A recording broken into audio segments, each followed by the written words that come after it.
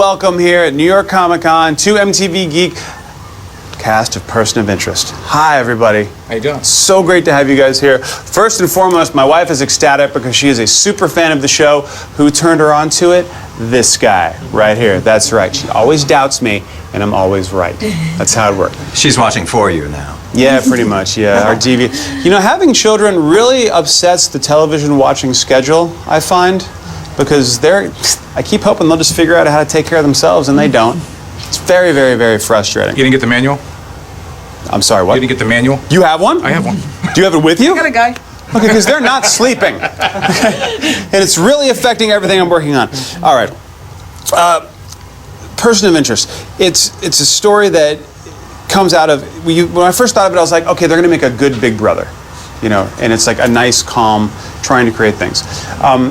In today's world where you've got the Patriot Act and keeping tracks and tabs on everything and that, when you first heard the idea of the show, did you think it was going to be more sinister as opposed to a good kind of program? Let's go for you, Michael. I expected and hoped that the show would be dark. Mm-hmm. I can't think of many bright aspects to a surveillance system like the show is based on. So my dream has come true. It turns out to be fairly dark, and the writers have done a good job of finding the 100,000 different ways that can be a dramatic problem. Yeah, it's crazy the things they come up with down to just, I like it when it zooms in, and I basically what I'm saying is the show's now made me more paranoid about the GPS on my phone. That's all I'm saying. As well it should, Oh, because great. you can be tracked really easily, as you see on the show. I thought it was going to be a science fiction show, or more of a science fiction show when I started out. I thought it would be plausible but not real, and it turns out it's almost all real. Yeah. It's science fact. Yeah, it's really, really crazy. Except here in the Javits Center, where there's no cell service, so we're all fine. There's This no, is the place to be. there is no You're possible on the way. run. Except for that little thing over your head right there. I don't know, maybe. That? Oh, that's one of those energy efficient bulbs. That takes about 5 minutes to come So on. they we're- say. So they say. That's what they told you. Where do you think, Kevin, that your character is going to be going this season? What arcs do you think will he be finding?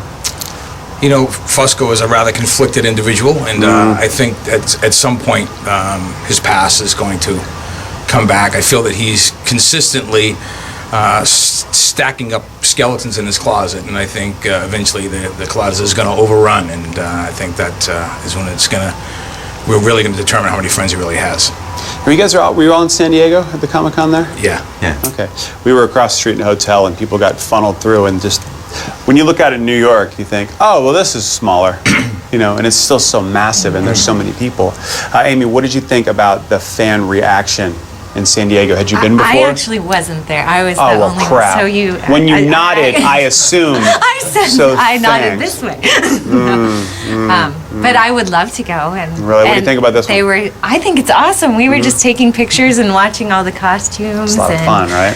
I kind of just want to go out there and mingle. You should go hang out. Yeah. A lot of cool folks hanging out there. Have you guys had your panel yet? No. No. No, it's right after this. Right after this? Okay. Now, how does that work? Is it going to be a strict Q&A? Is there a monitor or moderator? Not I said monitor. there was I- a moderator. I think they have a reel to show and a moderator, but it will open up to questions. Have you done those before, Amy? You know, this is my first time at kind of a big Comic-Con, but You overwhelmed? I was on a show. It is exciting. This is our first venture out into it. But I've done. I was on a show called Angel that was spin off of Buffy, and they had just cons for only Angel fans. So it was like, you know, you walk in and you feel like Julia Roberts, and then you leave, and then you're like, oh. I didn't know the Angels did that. can't That's get a cab, fantastic. Wow. I wonder if they do the same thing for Bones. I have to shift gears here slightly, and forgive me. But, Michael, you're the Joker in Dark Knight Returns. I'm told. are I remember told. being in a booth and You're told? screaming and fighting, and That's- But I think I have one of the last lines in part 1, but I have a lot to do in part 2, which the world will see in March. Are you familiar with the Dark Knight Returns comic book? Are you familiar with this? This is like The Watchmen. This is one of like the biblical comics that made everyone fans, and the Joker has a very integral character. And when I found out you were the voice, I went, well, of course. Oh, Of course. I'm glad you felt confident about my playing of it. I didn't think about it much. Had I thought about it more, I would have been terrified, because now that I've done it, I see how many people feel a proprietary connection to that material. So it's daunting, and the criticism could well be steep. So I hope I passed the Joker test. Were you a fan of the comic? Had you read it before? I had read it as a kid, but mercifully I had not seen most of the grown-up movies from recent years. My role model for the Joker was Cesar Romero from the 60s. Go ahead and paint white over the mustache. No one will notice. No one will care whatsoever. I have since seen Heath Ledger's performance and other Jokers, and I think, oh my God, I should have prepared a little bit more for this particular job. But I think it's all right. Yeah, well, I'm pretty sure it's going to be cool. Person of Interest on CBS, thank you guys so much for hanging out with us, taking the time to stop by.